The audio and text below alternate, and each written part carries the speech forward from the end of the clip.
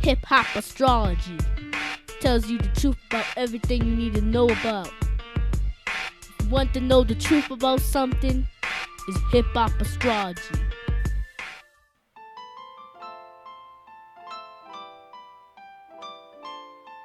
Yeah, Urban Guru. This is inspired by M. Williams over here on YouTube. Thank you for giving me the comment and the feedback.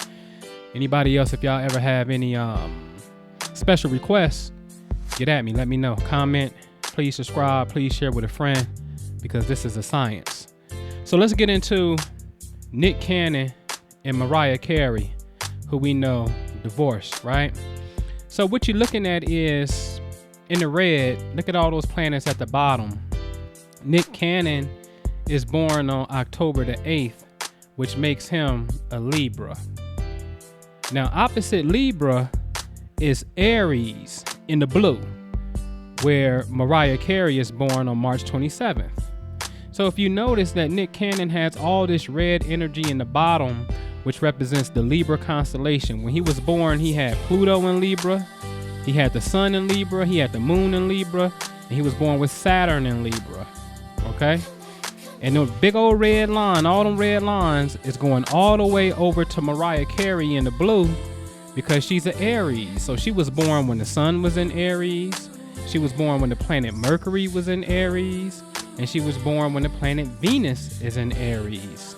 And all that cluster of planets from Libra to Aries represents opposition, because it's straight across from each other. So opposition, I showed you, represents a conflict. Now, it really supposed to represent a balancing point, right? See, Aries is interesting because that's the spring equinox. That's the sign that starts the spring. And Libra is the sign that starts the fall. So these two really balance each other out, as Aries is a fire sign, Libra is an air sign. So air needs fire. These two are compatible. But when you're in opposition, sometimes you just bump head.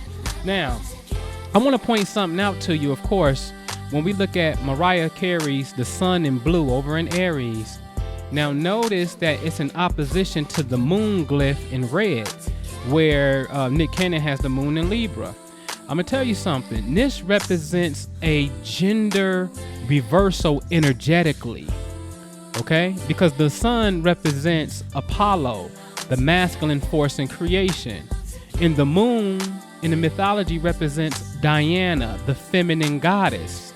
So Nick's feminine principle, the moon, is in opposition to his wife or ex-wife masculine principle. So what happens in these kind of relationships, it's a role reversal, and somewhere energetically it can feel like Mariah was the man, in a sense, not taking anything away from the masculinity. But if you understand that, let's look at something like this. When they got married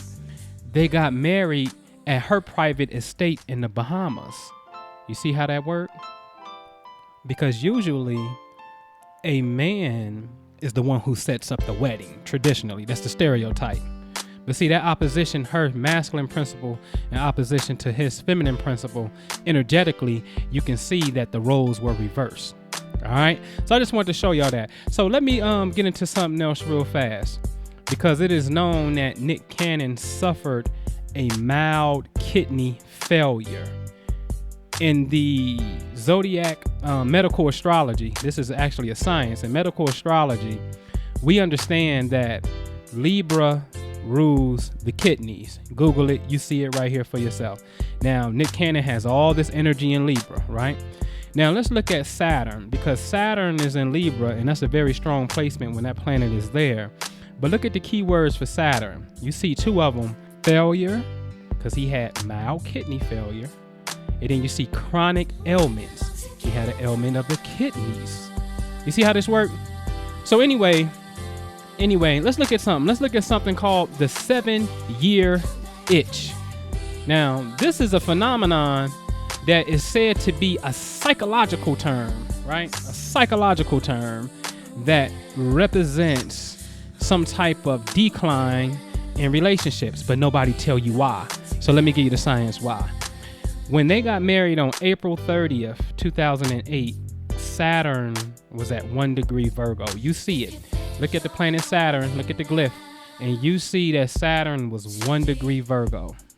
Now let's go to the date of April of 2015 when the divorce was finalized, and you will see that Saturn is at 4 to 3 degrees Sagittarius. What did I tell you? I've been showing y'all this over and over and over again. So let's look at the square chart. Sagittarius to Virgo is a square. And what happens is Saturn moves approximately 3 signs, which is a square, 90 degrees, every 7 years. Okay? And then it makes a full circle in 28 years. This is the science of the 7-year itch, which also plays into this. You better ask yourself this.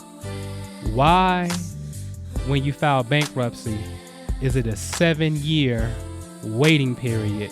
And Saturn also represents the government. That's who you file bankruptcy with, right? Hip Hop Astrology, Urban Guru. Peace.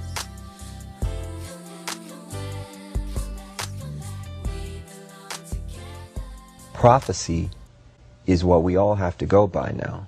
It's very interesting.